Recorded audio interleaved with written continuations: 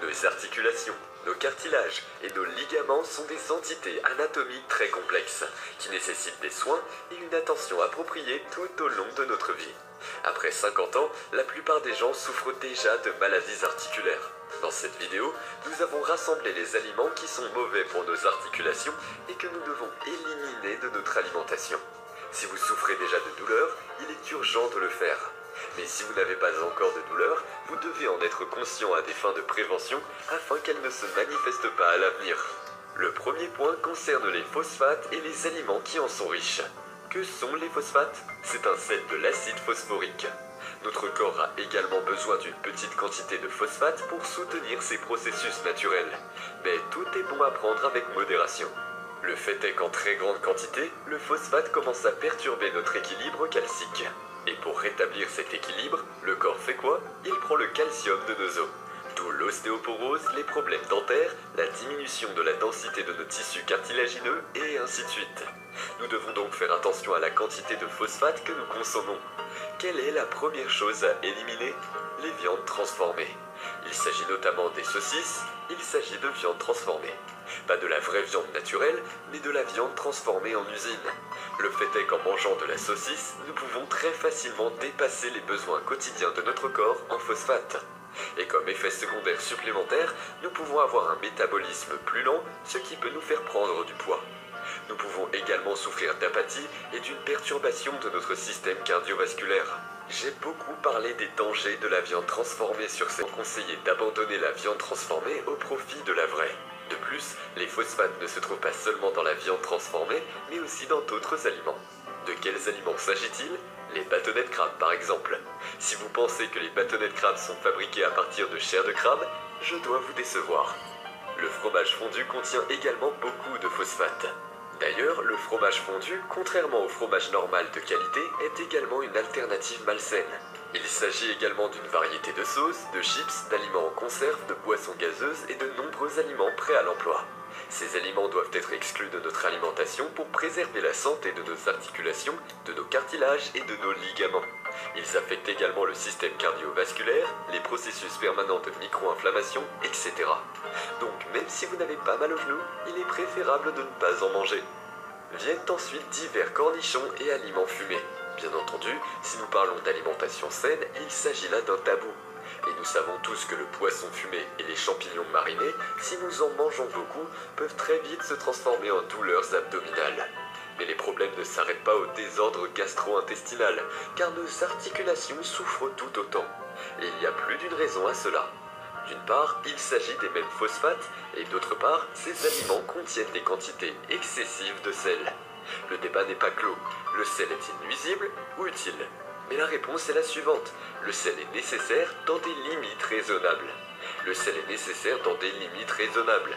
Il faut compter entre 2 et 5 grammes de sel par jour. Moins de 2 grammes, c'est mauvais, et plus de 5 grammes, c'est également mauvais. Mais lorsque nous consommons une variété de viande fumée et de cornichons, nous pouvons dépasser nos besoins quotidiens en sel par un facteur de 2 au cours d'un seul repas. Quelles en sont les conséquences? Nos articulations perdent de leur souplesse, des gonflements apparaissent et avec le temps, elles deviennent de moins en moins mobiles. De plus, si nous prenons du poids à cause d'un tel régime, le système musculo-squelettique est encore plus sollicité. Le point suivant concerne le thé et le café. Mais là encore, il faut faire une réserve. Dans des limites raisonnables, le thé et le café sont plus utiles que nuisibles. Mais qu'est-ce qu'une limite raisonnable? C'est là que commencent les nuances et les caractéristiques individuelles de l'organisme. Le thé et le café contiennent beaucoup de purine. Ce sont des substances chimiques qui jouent un rôle très important dans la formation de nos molécules d'ADN. Une grave carence en purine entraîne des problèmes de santé majeurs. Il en va de même pour une consommation excessive de purine. Il en va donc des purines comme du sel. Il faut trouver un juste milieu.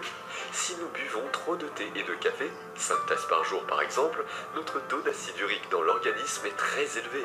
Ces cristaux commencent alors à se déposer sur le cartilage et les membranes vasculaires, ce qui peut entraîner la goutte. Si vous buvez une tasse de café ou 2 tasses de thé par jour, que vous vous sentez bien et que vos articulations ne vous font pas mal, vous n'avez pas besoin de changer quoi que ce soit. Mais si vous avez des problèmes articulaires et que vous buvez beaucoup de thé ou de café au cours de la journée, il est temps de penser à réduire votre consommation. Il faut également savoir qu'en dehors du café et du thé, les purines se trouvent également dans d'autres aliments. Il s'agit des poissons, surtout les poissons gras. Ce sont les légumineuses. Ce n'est pas une raison pour renoncer complètement aux légumineuses et aux poissons gras, car ce sont des aliments sains. Encore une fois, si vous l'indiquez. Il y a aussi beaucoup de purines dans les sodas, les champignons, les aliments épicés et fumés et le chocolat. L'oseille. L'oseille est-elle un si mauvais aliment? En fait, non. L'oseille est bonne pour la santé. C'est une très bonne herbe. Elle contient une bonne dose de magnésium, de vitamine B6 et de fer. En général, aucun nutritionniste ne dira que l'oseille est mauvaise. Si l'on mange de l'oseille fraîche, tout va bien. Mais si nous la soumettons à un traitement thermique, c'est-à-dire si nous la faisons frire, cuire à l'étouffée, à la vapeur ou au four, l'acide oxalique commence à réagir avec le calcium. Cela crée un sel inorganique qui est très difficile à absorber par notre corps et qui peut commencer à se déposer, par exemple, sous la forme de calculs rénaux. Ensuite, des inflammations peuvent survenir, y compris dans nos articulations.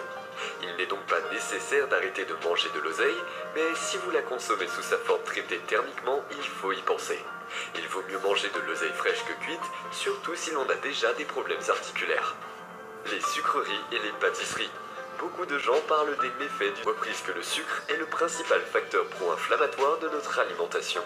Le sucre provoque des micro-inflammations permanentes, y compris au niveau de nos articulations. De plus, le sucre perturbe la synthèse du collagène et contribue à sa destruction.